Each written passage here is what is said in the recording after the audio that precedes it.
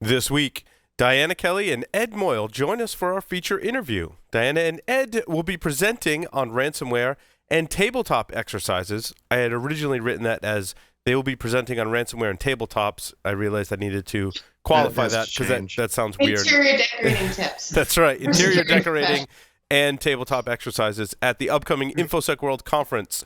Jake Williams, a.k.a. Malware Jake, joins us. And I almost feel like that should be Malware Jake, a.k.a. Jake Williams. He will be talking about Meltdown and Spectre some more. In the news, the great IoT debate. The FTC slapped some fines on an IoT toy maker. Microsoft finally adds some encryption to a popular technology. And creepy malware, a.k.a. creepware. All that and more on this episode of Paul's Security Weekly. This is Security Weekly. For security professionals, by security professionals. Broadcasting live from G-Unit Studios in Rhode Island, it's the show where exploits run wild, packets aren't the only things getting sniffed, and the cocktails flow steady. It's Paul's Security Weekly. I'm, of course, your host, Paul Asadorian. Excited to be here, as always, on Paul's Security Weekly. Hi, and welcome to the show. I totally introduce our host right now, but I've got a totally awkward boner. What? Where? Oh, hey! I'm in the studio with you guys. That's kind of cool. Sounds like a plan. And we'll at least have one person listening. That's right. Just yeah, I know, and I appreciate it, and I'm glad you enjoyed your spooning with Jeff. But hey, that's actually built a new office. Oh, okay. Yeah, third baby on the way, so I needed a new office. Nice. I lost my old office. That's now the baby room.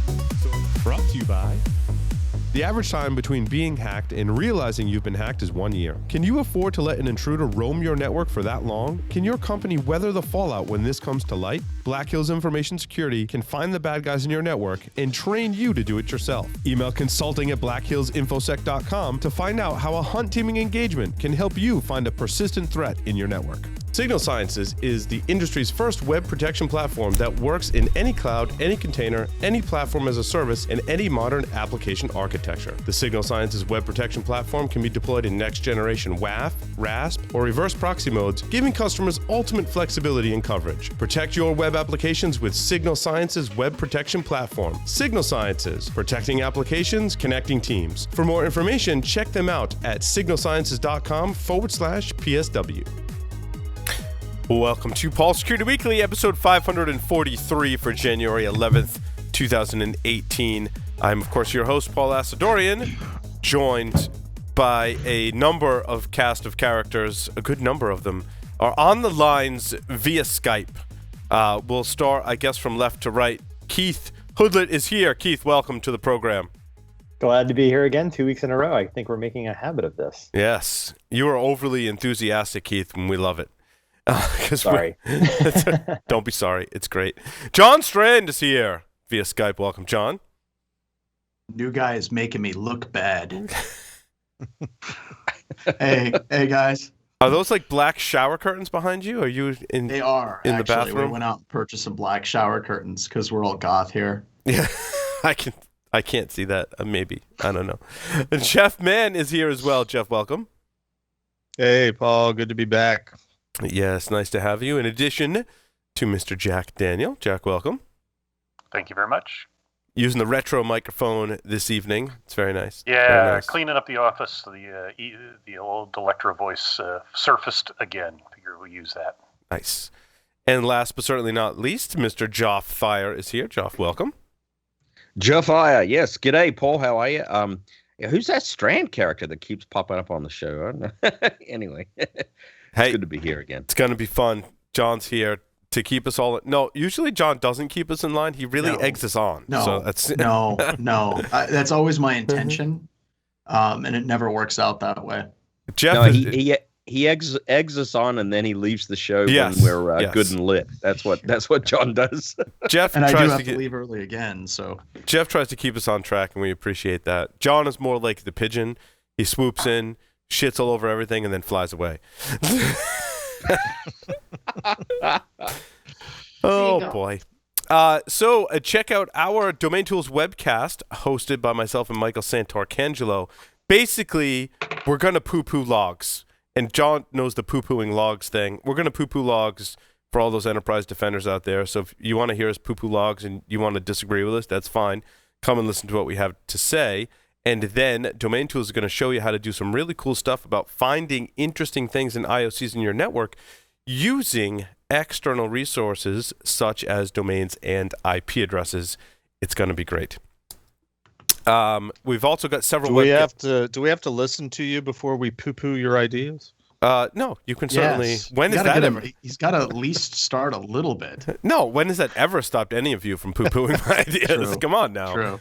Okay. Some more poo-poo ideas. I mean, poo-pooing on ideas. Well, some more on-demand webcasts, I should say. So there are 4 webcasts on demand, securityweekly.com/on-demand. Go there, register, and listen and watch them. I guarantee you will be amazed and astounded.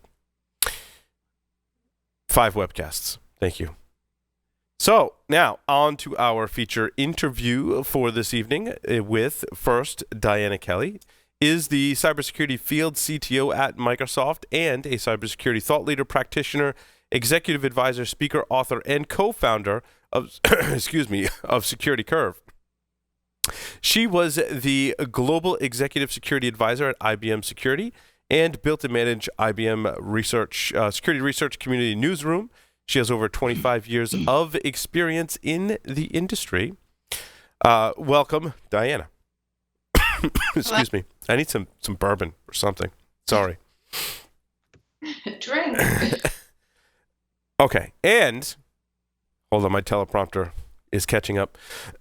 Ed Moyle is currently the Director of Thought Leadership and Research for ISACA. Prior to joining ISACA, Ed was the Senior Security Strategist with Savvis and a founding partner of the analyst firm SecurityCurve. Ed, welcome to the show. Thanks. Great to be here. Nice to have you both on the show. I want to get started by asking, and you can choose who goes first, how you get your start in information security. Okay, so this is I'll go first. In the 70s, I actually got really fascinated by the systems on the DARPANET, the PDP 10s and 11s, and my dad got me a guest account because he worked at MIT, and so I got a little guest account to get on. And as I was moving around the systems, I realized that A, I wanted to know how these things worked more deeply, and B, I didn't have access to get into all of the manuals that I wanted to read. So I figured out a way to get in. So you might say I was an early hacker, but I was completely hooked. You know, the DARPANET, we were connected out to Berkeley, connected to University College London, and it was just absolutely amazing to know that you could, in the 70s, you could send email and be online. So from there, I got fascinated with managing networks. And when I got out of college, I went to college for English. When I got out of college, I didn't think that I was going to be able to do a job in networking or IT because it really hadn't hit all of the smaller companies. And I thought, well, to have an interesting career, what I'm going to have to do is to go into editorial. But every job I had for the first couple of years out of school, I was the IT guy and I was the network guy. And finally, somebody at one of the companies I worked at, actually, the woman who was running the network out in California, Jennifer Inglis Hudson, said to me, look, I think you should be the IT guy in Boston. And I said, I don't know, I'm not sure I can be a professional. And then I found out that it paid double what I was earning in editorial. And I said, let me give that a try. Mm-hmm. And that was it. I was just hooked then to, both as a hobby and then professionally. Oh, and why security? Because a couple years after I started setting up networks, somebody popped one of my networks and I realized that was not okay. And I never wanted that to happen again. So I knew I had to get really smart on security. And actually, for me, it was a little similar in that. So when I was a youth, I was a BBS administrator. Folks might remember World War IV Net, right? So I was a SysOp for a World War IV board.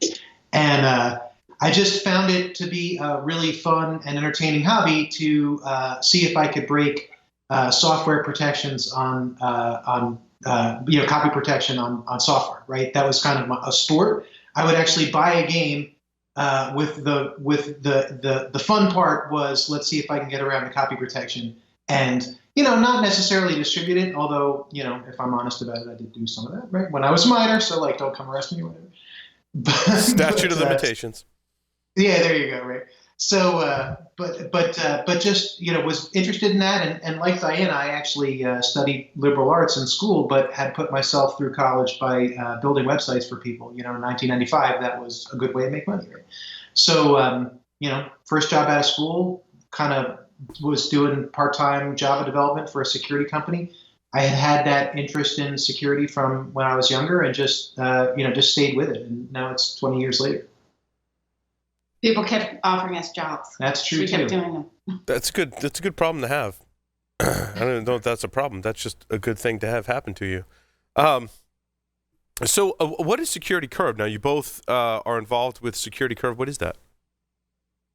SecurityCurve is something that I started in 2003, and then Ed joined, I think, a year later, or maybe actually even just later, 2003. And at the time, I was an independent consultant, and I needed to have sort of a name to work under as an independent consultant. And we kept it alive. We run the server, and we keep a website. And at different times in our career, we've done SecurityCurve exclusively, but we always keep it sort of live. It's like our identity on the net. Keep it up and running, even when we're doing other full-time gigs. Yeah, and our blog is there, so we'll blog about. Basically, so ISACA, right? You guys know ISACA. ISACA is kind of a super conservative organization, which is a little bit of an understatement, right? So there's stuff that I can say through the blog that I can't say as a representative of ISACA, right? So, gotcha. Yeah. Part of that is, it serves that purpose. Yeah. So how did you two meet and cross paths? Oh, there's Okay, so I was a manager in financial services consulting for KPMG, and we had a big project down at Merrill Lynch, and Ed was the ISO for Merrill Lynch investment managers. He didn't want to be involved in this project because he knew it probably wasn't going to work out well, and it ultimately didn't. So he had actually asked to be off this project.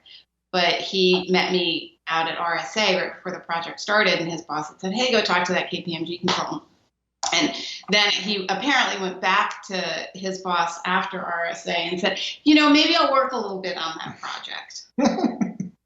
So our first date was at RSA, right?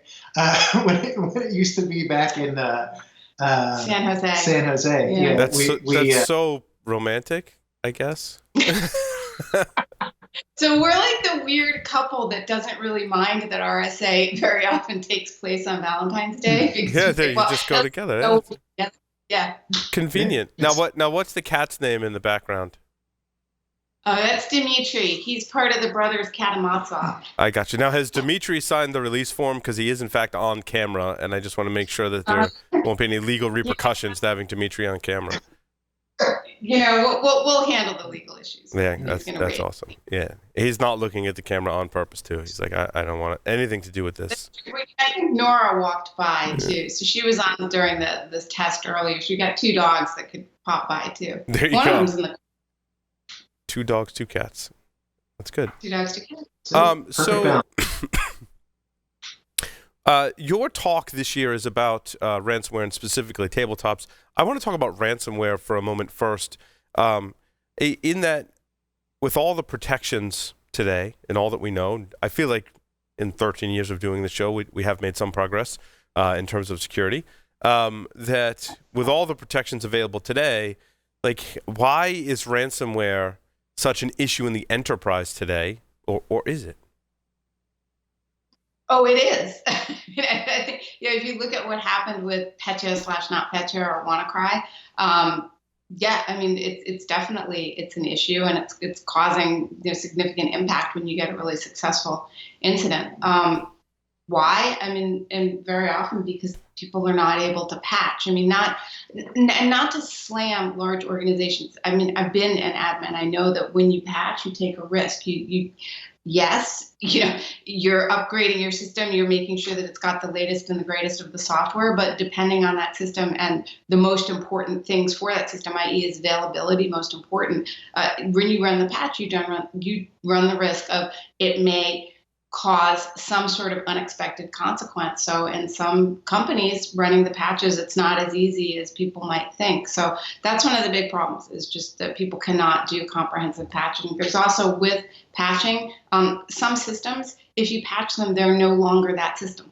So a medical device, for example, it's been certified against a very specific version of an operating system that it's running on. If you patch it, it's now on a slightly different version. It may not still have certification, and you'll see this sometimes in critical infrastructure too. So, it's not as easy as it sounds to get everything patched out, and not patching is where a lot of the ransomware gets through. Yeah, I mean, part of it too, right? If you look at it just from a purely economics point of view, right? The niche that ransomware fills is similar to cryptocurrency mining, right? And by that I mean your non voluntary cryptocurrency mining, right? But there are coffee miner. Yeah, exactly, coffee miner. If you saw this thing, right, where people are using coffee miner. It's art poisoning plus. Yeah. So basically, right, if you look at the economics of it, you're either going to mine cryptocurrency, or alternatively, you're going to use ransomware, right?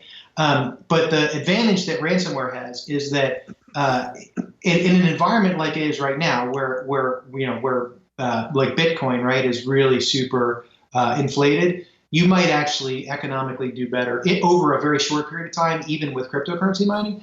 But with ransomware specifically, you're able to get in and out quickly. So you get your $100,000, whatever it is, from a ransomware campaign, boom, you're out of there. As opposed to like a cryptocurrency mining type scenario where that has to go on for a while, and you have to be both stealthy and you have to be like low and slow over a longer period of time. So in my opinion, the economics, at least up until maybe like a couple of weeks ago, favored ransomware over cryptocurrency mining, but we'll see what happens in the future. Yeah. I want to turn over to our panel. We've established that enterprises don't patch, and ransomware is a great way for criminals to make money. Do we largely agree, and have more questions along these lines? I think I agree. Everybody else, I don't see how you cannot agree with that. Sounds like businesses, organizations don't patch, and business is great. Well, now the patching thing, I agree. But I am going to say that the hold patching on, thing hold is on. John and then Jeff. Sorry, go ahead. Cool. I was going to say, I think that patching has gotten a lot better. I'm not saying it's actually great or good, but it's very rare that we actually find an organization that has some type of unpatched vulnerability that we gain access to from the outside, and even on the inside, pretty much anymore. It seems like organizations have improved quite drastically over the past 2 years with patching. Now, that doesn't mean that that's representative of all organizations. As I said many times, we just have a very small kind of selection bias of Security Weekly, SANS students, and people that listen to the show, and Enterprise Security Weekly. So, yeah, I'd say it's better, but it's still not great. Jeff? Well, I was going to say I agree up until a point. I think that companies, and I experienced this many, many years ago when I was pen testing, as well as throughout the years doing that 3-letter compliance stuff. The notion that patches might break things is a very old argument, and I had experiences where the customers were sort of they were handcuffed because there was a vendor that was ultimately responsible for the patching the application, as it were. I would like to think that somewhere along the line we could figure out sort of the end of a very generous grace period where there's no excuse for not patching or not finding a workaround, or finding a security mitigation that compensates for the lack of the patching. I really believe that patches break stuff more than a lot of us lead on, even to senior management. I mean, I recall conversations recently, even here with our own applications that run Security Weekly, where I'm like, just don't patch that until we like take a step back and do some evaluation, because even a simple thing, OS updating, and now our application doesn't work. How many companies claim that but don't ever get around to doing the testing, and that there's a lot of excuses thrown out there that are very legitimate. I agree with you, but at some point you got to move beyond that and still fix the problems. Diana and Ed, I want to go back to this notion, and John touched on it briefly. Are the majority of the problems due to a lack of a patch, or is it more other issues that are present in the organization that could lead to ransomware? As John has stated, that patching's continues to get better over time. What are some of these other issues? Just before we give up on the patching thing, for those that haven't noticed, Microsoft pushed out a bunch of patches that they had to stop pushing because they were bricking AMD devices in the past, in the past 7 to 10 days. And Ms. Batt pointed out that at NASA, where she supports things, there are systems so old that any patch will break anything. Right. And I agree that we have a lot of people that use that as an excuse, but there really are issues. There are a whole bunch of known issues, but I think the combination, the way I would see it from my worldview, is that we have gotten a lot better at patching. Patch quality had gotten dramatically better until a couple of years ago when Microsoft disbanded Trustworthy Computing and screwed everything up and gave up on satisfying their customers. And just made life hell for small business administrators. But I think we patch well, but not completely. And that's, I think, where the entry point often is the stuff that we overlook. I mean, that's a challenge that, Paul, you were with me for a long time. In vulnerability management, half the battle is, finding the stuff that you have to look at, and people overlook that. And those invariably are the system that somebody clicks the link in the phishing email in. And the other side of that, to add on to what Jack is saying as well, is the fact that in some cases you can't patch for, in this case, Meltdown or Spectre, because of the antivirus that you have installed in your system. There are times where they won't push the patch because of that. So it doesn't necessarily even have to relate to the operating system to prevent the patch from actually being applied in the first place. There could be other factors in the organization or on the actual system itself that prevent the patch from being applied. So, hang on. Sorry, Ed, and then Joff. Okay. Yeah, I was just going to raise the point too that, I mean, even if you assume, if you assume a perfect world, right, where you assume that even if everybody has applied a given patch or that everybody that can apply it, or that can apply it has, you still have scenarios where even then, ransomware still could be a compelling way for somebody. I'll give you an example, right? So I used to be a vulnerability researcher back in the day, right? I found a CVSS, what turned out to be a CVSS 7.5 issue in Apache -SSL, right? And I sat on that for a year. I sat on it for a year because I knew that I was going to have to do a bunch of analysis to prove that it was there. I didn't want to go out to bug track at the time, right, and make a fool out of myself. So it turned out to be what you would argue might be a fairly significant issue, but when you actually unpack it and look at it, number one, it persisted in the environment for a long period of time as a 0-day, where at least one person in the world, I'm sure maybe others, I don't know, knew about it, right? And then also number two, the actual exploitability dynamics of trying to leverage that to get access was a little bit more complicated than it might seem on the surface. So anyway, my long-winded point is, even if you assume a perfect world, there's still the 0-day vector, which for a ransomware author is still very compelling. So, the patch thing, I think it's important. I think we definitely need to look at it and recognize the realities of it. But I also think that, even if 100% patch, still ransomware. Yeah. Joff?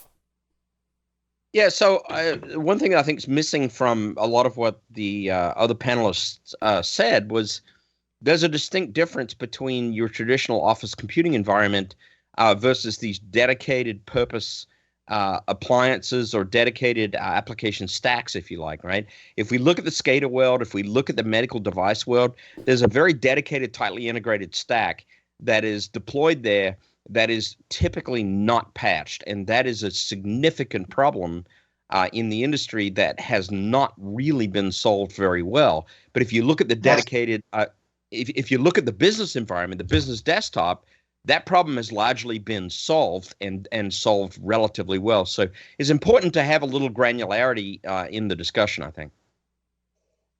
Yeah, amen, brother. That is the truth. So yeah, I mean, once you start talking about any kind of industrial equipment, right? Any kind of medical device. I did say that though. I do want to remind everybody they did talk about medical device certification. But I'll tell you what, but hold on. In the context of ransomware, I think it's something we often gloss over when we discuss this topic. Is we tend to focus on, as Joff was saying, the business desktops and applications.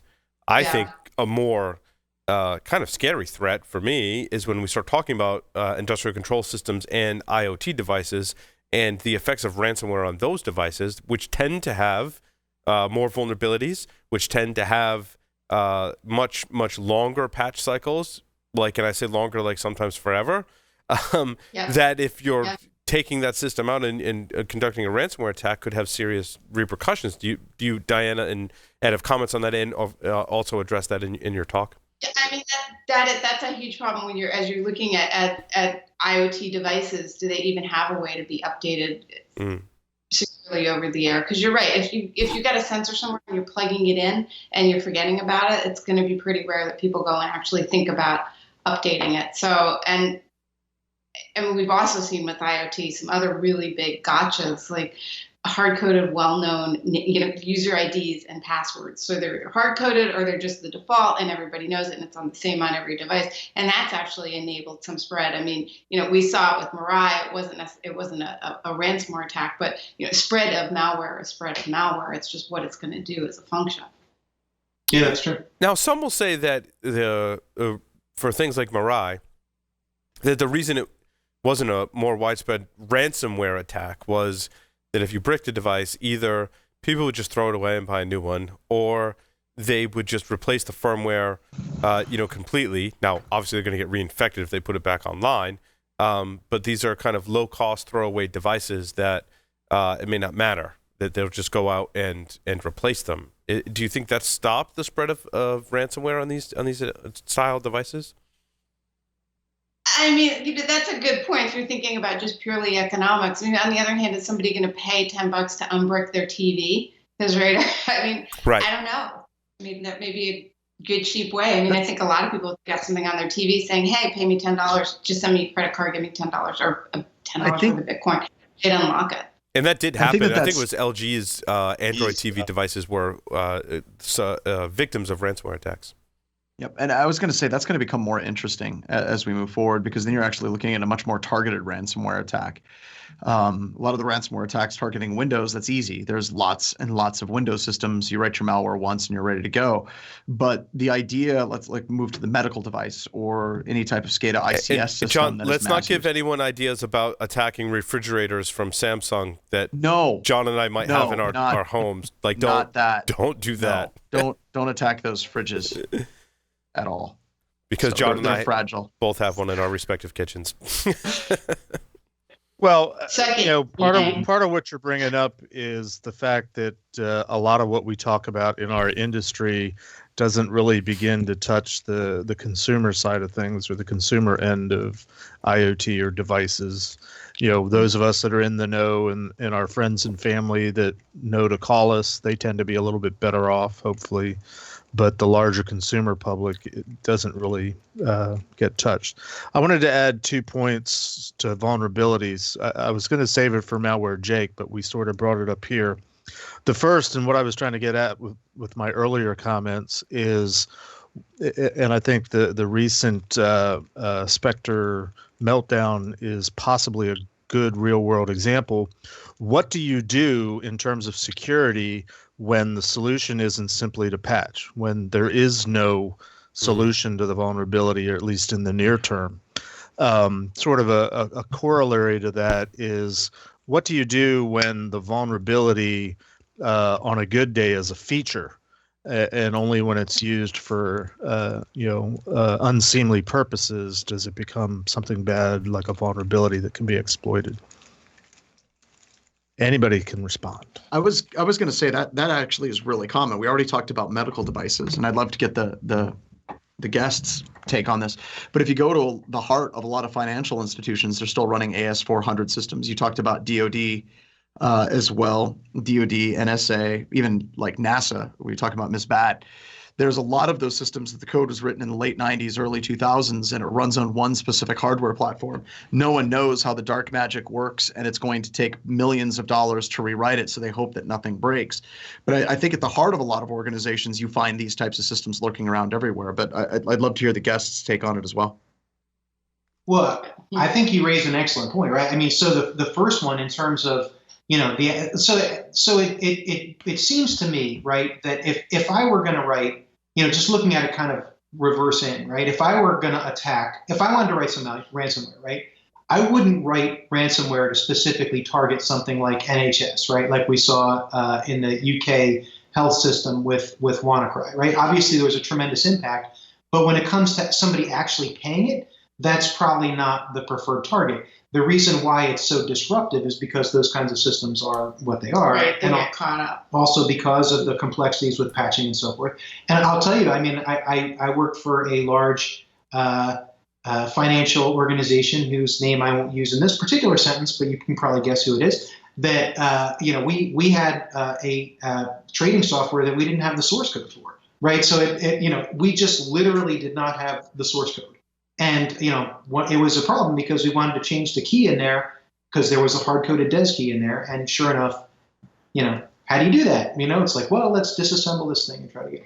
Anyway, the don't underestimate that point about, these legacy hard-coded systems that are out there. I mean, there's nothing new. This isn't magic. This is like putting my classic architect hat back on. I mean, this is why we do defense in depth. This is what layered security is all about, because you do as much as you can to prevent prevent anybody getting to those systems on the inside. And it's not the old Malamar of like, oh, here's a firewall and outside's bad and inside's all good and it's soft and squishy. I mean, it's very much about looking at your most important assets and systems and workloads, and those that can't be protected in a more robust way, like, oh, they're patched, then you limit the access to them. You monitor all of the activity in and out of those systems. I mean, there's more things that we can do to protect a system than just make sure it has no vulnerabilities. Mm-hmm. If it is a web app, we were talking about some WAF protection at the beginning on one of those ads. You can set up a WAF and put rules on it specifically to the vulnerabilities that application or that workload has. So we have other things that we can do. We don't have to have every system be completely resilient. If it's a really important, critical system. I mean, you don't want to do this for everything, right? But it's, again, defense in depth is also partly very, carefully architected defense for the right amount, and the right system.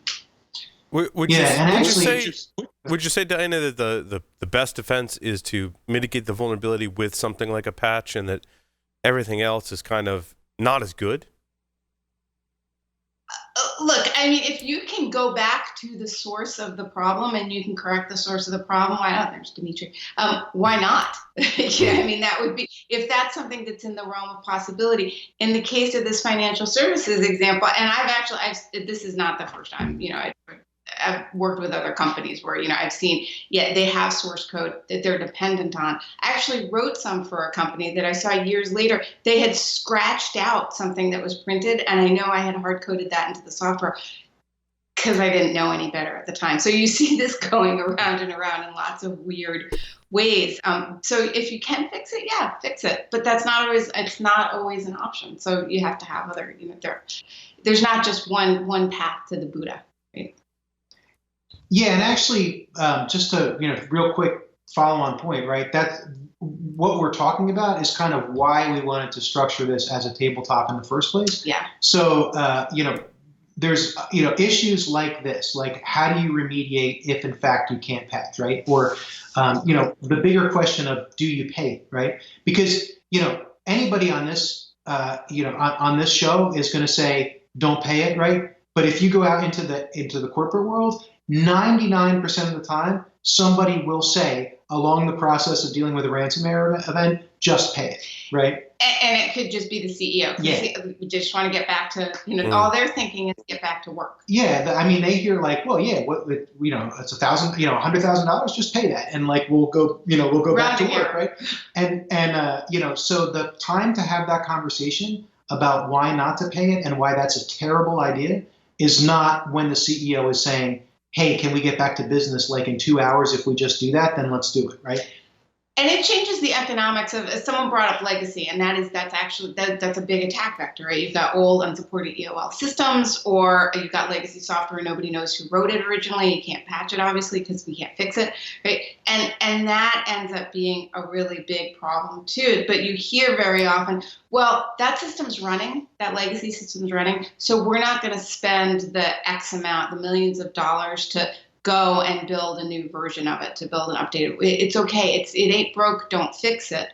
But then if you do the math of understanding that it could be that that's the infection vector, or that's your weak point, that may change the math at a company. So the tabletop was really to have people open up and start to have the discussions, because there is no simple answer. It's not, I can tell you how to I can solve all your security problems. It's really simple. It's about making decisions and choices and understanding the different trade-offs, and that's what a tabletop is about, to get that conversation going.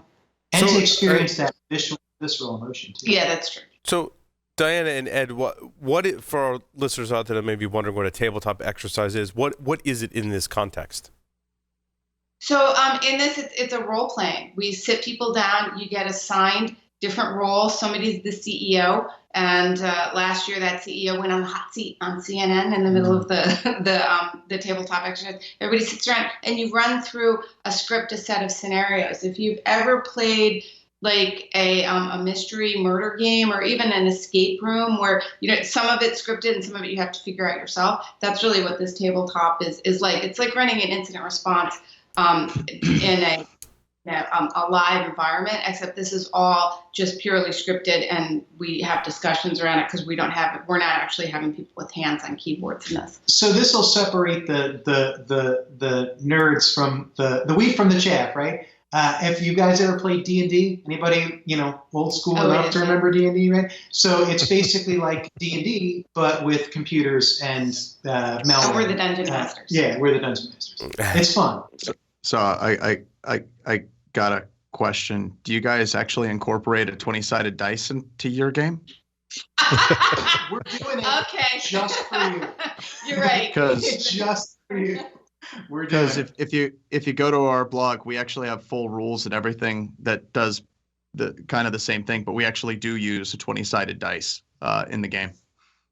Nice. Okay. That's a good idea. Well, you win the cool points. Yeah. All right. Well, no, we're doing it now. I'm stealing it. I'm telling you right now. Yeah.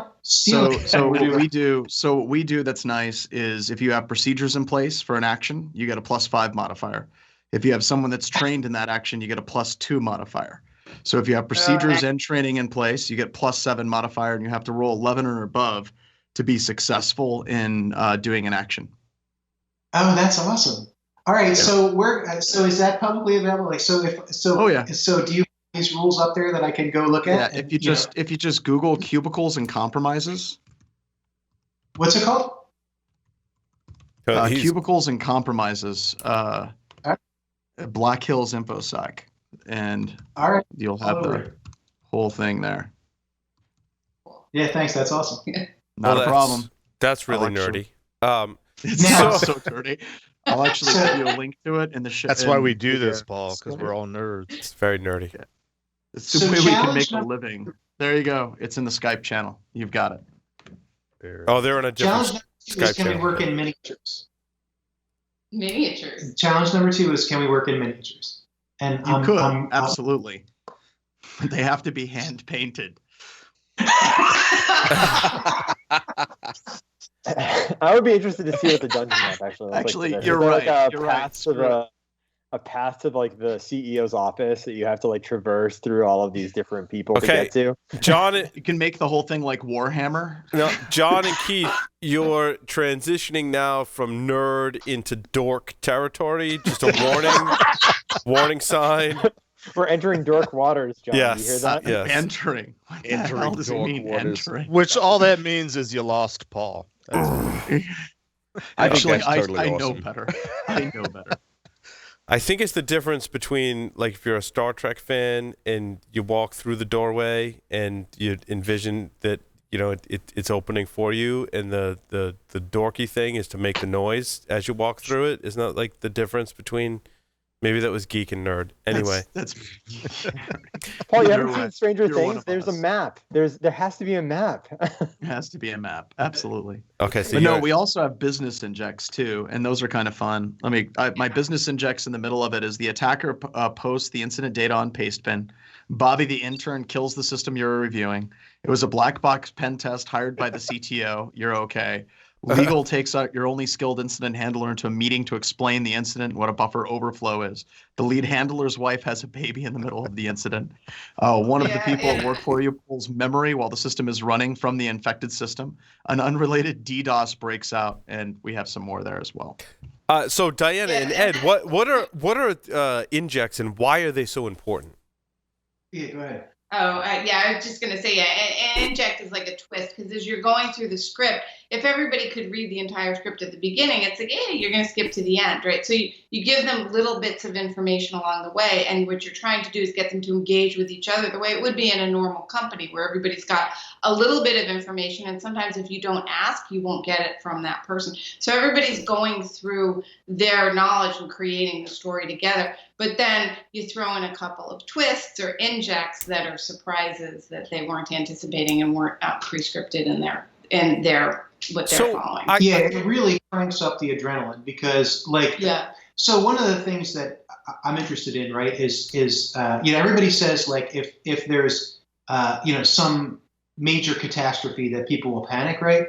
But there's people out there who study fear, like from a psychology standpoint. And what you find is that like panic is actually a much rarer response than you think. Like more likely what happens is that they kind of like the deer in the headlights, right? Think about like if you've ever been in a crowded place when a fire alarm goes off, people don't like scream and run to the door, right? People, kind of mill around like, is this a real thing? Like, should I take it seriously, whatever? So what you're trying to do is you're trying to engage that panic response, even just at a lower, threshold than what they would occur in an actual scenario. Yeah. And that's what the inject is designed to do. So it really comes out of left field, tries to elicit that panic response so that they can, feel a little bit of what they might actually feel if that were actually transferred. And we try and sort of sometimes send a few red herrings. So we won't tell you what's happening this year, but last year, for example, after there was a different kind of outbreak. It wasn't a ransomware outbreak, but the CISO, it turns out, was not, nobody could find her. And so that created all this drama, and HR had also not gotten a full background check on, one part of her background. So everybody, of course, pigpiled at HR, and it had nothing to do with that. But you also, want to get people kind of seeing, because when you do incident response in a big company, it's messy. It's not really simple. So you kind of want to also use some of these injects and that adrenaline to get people looking in the right direction. I got to tell you, so far it sounds a whole lot like where one of there's our like one person that broadcasts. answers the questions every single time. Like it's always that one technical person. It's like, well, we're going to basically pull a full image on that system from Cylance. We're going to take it offline. I love taking those guys out of play. It's like, you, my friend, just got hit by a bus walking to work today. All right, who else is going to fix this problem? And they're all like, wait, we just lost Jim to a bus. But don't worry, it was like a level 25 bus. All right, who's going to take over for Jim? And everyone's like, I have no idea. So, he's the guy we were depending on. Diana and Ed, for practitioners listening that are like, why should I do this tabletop exercise? It takes me away from the keyboard. I can be way more effective on the keyboard. Why should I do this? What advice do you have to get those folks on board, other than the Dungeons and Dragons reference? Yeah, I mean, I guess the number one thing that for somebody who's a true cynic, I guess I would say to them, try it once. If you're going to pick one to do it about ransomware, if only because of the fact that it will trigger the conversation about paying it, ahead of time, so I would encourage them to try it once. If they feel like if they feel like their time would be better served, doing hands-on keyboard kind of stuff, I hear that. I'm a technical guy too. I don't love to, interact with people that much. I mean, I do it because I have to, but not because I love it, right? But what I would say is that the soft skills piece, don't underestimate how much other people in your organization respond to that, right? I mean, so you're not really doing it for you, you're doing it for them. So like, somebody like HR, right? Is HR going to respond to, here's a script that tells you if you have WannaCry on your machine or not, right? Or are they going to respond to, oh, here's how I'm going to communicate to you in the event of a ransomware event?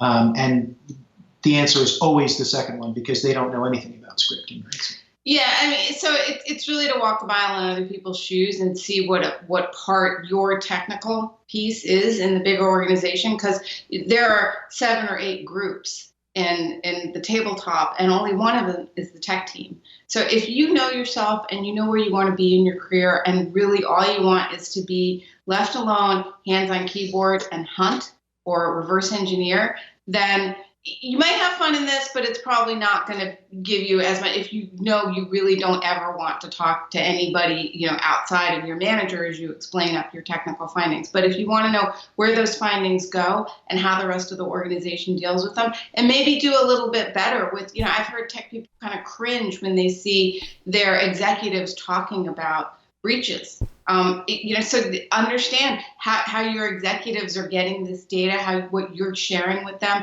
is then influencing what PR feeds to the executives and what ends up on CNN. Why legal does what legal does, because sometimes it can be very adversarial with legal and audit. But when you go through an exercise like this and you have to be legal, suddenly you're wearing a different hat and you're thinking about the questions differently. So it's to see the other parts of what's going on. So who should be involved in the tabletop exercise? The attendees of InfoSec World. I mean, we did design it knowing that it would be a predominantly technical, security-oriented audience. At a conference like InfoSec World, sorry. In your own organization, who are the various representatives at the table?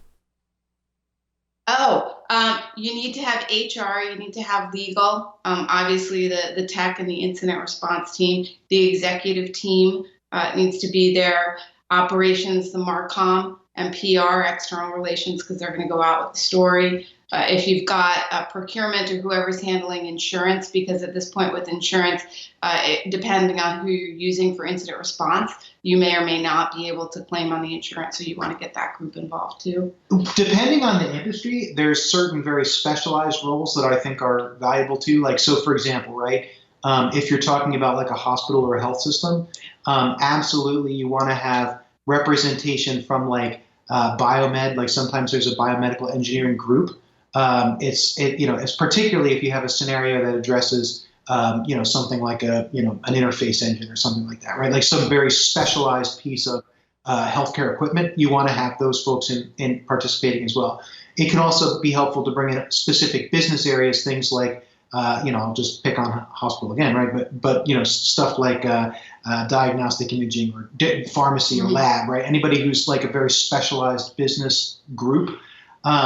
I find it advantageous to have audit in the room, right? I'm not just saying that because I work for ISACA, right? But I also think it's advantageous to have the auditors there, just because they the thing about auditors that people don't realize, right, is that they know the business systems better than anybody else, because they're in the weeds in them every single day. They know them better than the business users do. And they're party animals too. Just saying. There you go. Auditors know how to party. You laugh, but if you've ever gone to an audit conference, they really do.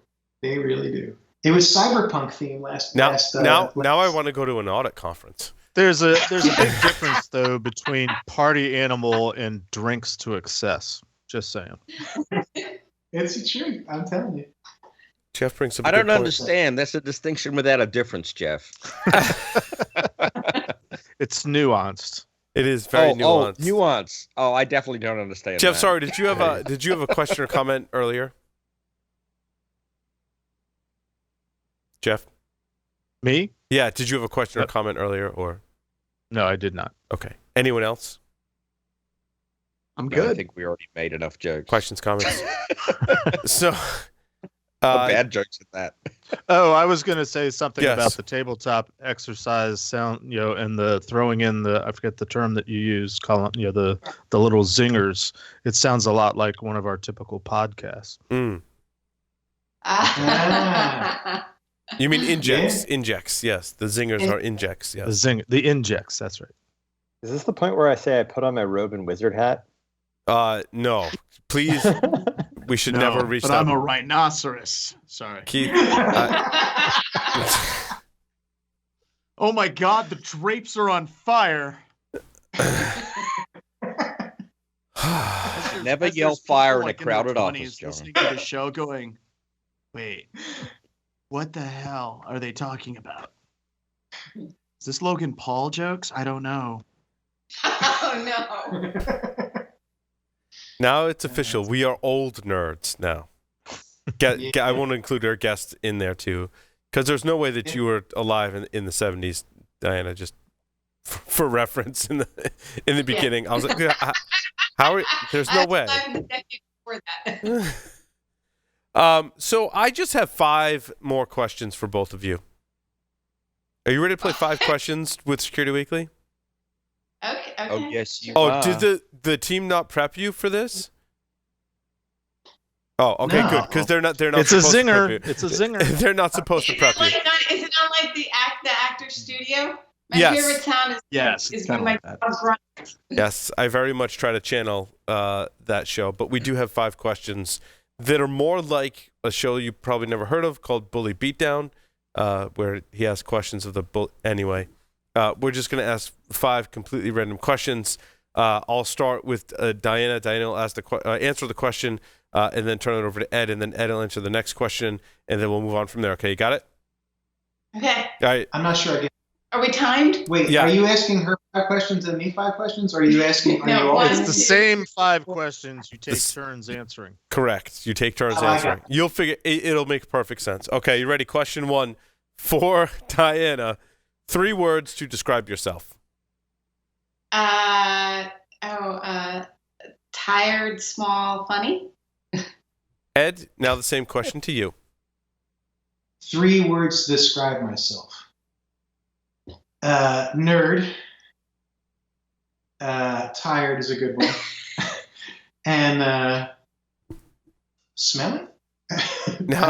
What? Now, Ed. What? Good thing smells don't come through the wire. Ed, if you were a serial killer, what would be your weapon of choice? Harpoon. Diana? Colonel Mustard in the dining room with a rope. Diana, if you wrote a book about yourself, what would the title be? The Art of Losing. Ed, what would the title be if you wrote a book about yourself? Mr. Pickles Goes to New Hampshire. Ed, in the popular game of Ask Grabby Grabby, do you prefer to go first or second? What is it called? Ask Grabby Grabby. Go first. Diana? For my dogs? Always first. It's popular in Europe. I hear it's popular in Europe. This game does not involve animals, to my knowledge. It's popular as Jaffa stated. As Jaffa stated, it is popular in Europe. I'll go first. I don't know. Okay, Diana, choose 2 celebrities to be your parents. Alive, dead, fictional, or otherwise. Oscar Wilde and Virginia Woolf. Ed, 2 celebrities to be your parents. You're going to have to explain that to Paul. Yes, me too, actually. 2 celebrities. Wow, that's a really hard question. Oliver Sacks and I don't know. I want to say Mary Steenburgen, but I like her. I don't know why. Excellent, She's Diana. On her. Diana and Ed, thank you very much for appearing on Paul Security Weekly. We're looking forward even to seeing you in at InfoSec World. All of a sudden I lost the ability to talk there. But we're going to see you at InfoSec World, where you will be delivering your talk about ransomware and tabletop exercises, I should say. Thanks, Thank guys. you. Thank you so much. With that, we'll take a short break. Come back with a technical segment from Malware. Jake, stay tuned.